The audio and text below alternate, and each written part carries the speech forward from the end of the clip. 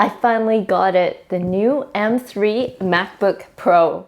Hi there, welcome to my channel. My name's Clara Z, and today I am so excited to unbox with you my brand new 14-inch M3 Pro MacBook Pro notebook.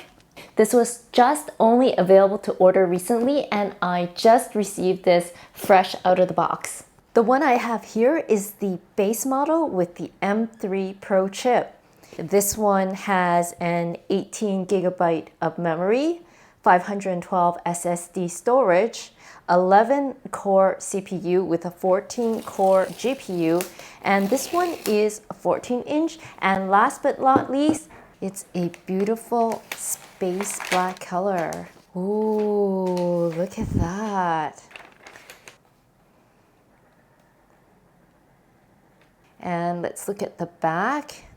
It says MacBook Pro on the back, if you can see that, and it has 4 feet to protect the base of the MacBook Pro.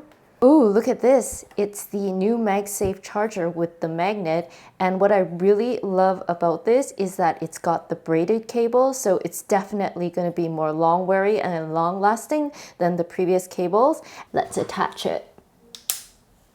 Wow. That was so fast and so crisp, so easy. So it actually has a specific port for charging, so it frees up the other 3 Thunderbolt ports. However, if you want to still charge via the Thunderbolt port, you can either do it on this side or on the other side. So super convenient and so many options for charging. And also within the box, you have the charger with the charging brick. So I've been using this 13-inch MacBook Pro, and this has got the M1 chip, so it's the first generation of the Apple Silicon chips.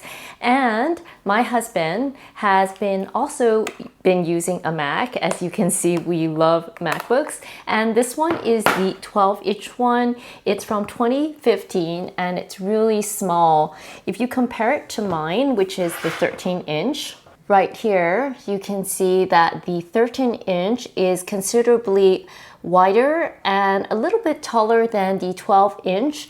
And whilst you can see the 12-inch MacBook is really light, it's compact, and it's great for travel, but we recently noticed it was a bit slow to do video editing, which is why we finally decided to upgrade to the new M3 Pro MacBook Pro. So here is a side-to-side comparison. You can see that his 14-inch MacBook Pro is slightly longer and higher than mine, and in terms of width, it's also thicker than mine. So although it is a bit bulkier, it's not a huge difference in terms of surface area, but in terms of the number of ports and the speed, it is so much faster. So as you can see on my new MacBook Pro, this one has 2 Thunderbolt ports on this side, a headphone jack. This is for the new magnetic charger. Plus, so it doesn't only have 2 here, but it also has 1 more Thunderbolt port on this side. And you can also see that it has an input for an HDMI cable. And this one's really important. It has an SD card input. So a lot of people have a lot of questions about this new space black color. I don't know if it's showing up properly on the camera, but you can get an idea of what the color looks like on my screen.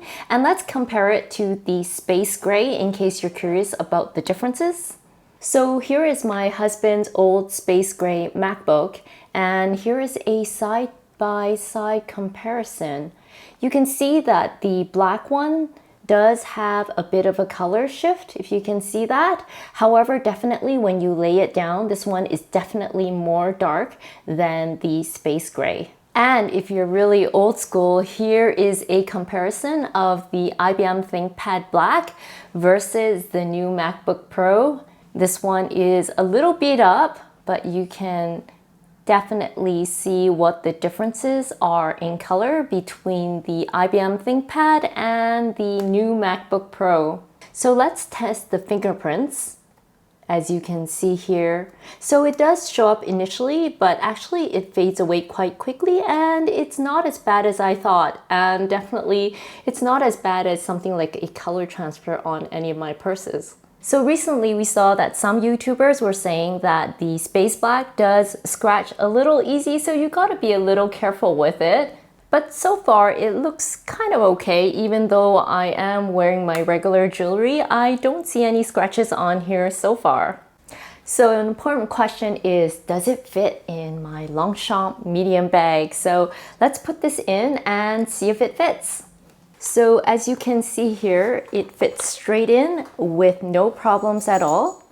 So here it is inside the bag. You can see there is still a lot of room inside. So if you want to throw in other essentials or even a scarf or another cardigan, it shouldn't be a problem. So if you have a Longchamp bag, that will fit in no problem.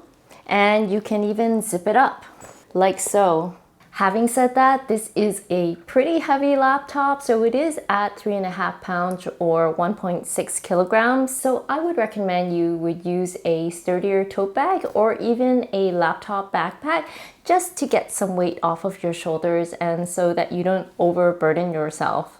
So I've noticed that this one doesn't have the touch bar along the top, whereas my old MacBook Pro did have it. Let me show you. So this is the touch bar on top of my MacBook Pro. However, I don't know if I will really miss that much. So are any of you thinking about upgrading your MacBook Pro? Which one are you getting and what are some of your considerations?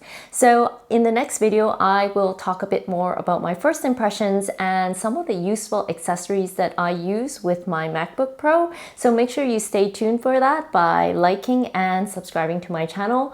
Thank you so much for joining me today on my super exciting unboxing today, and I look forward to seeing you in my next video. Have a fantastic day and we'll see you next time. Bye bye now. Ooh, let's open this up.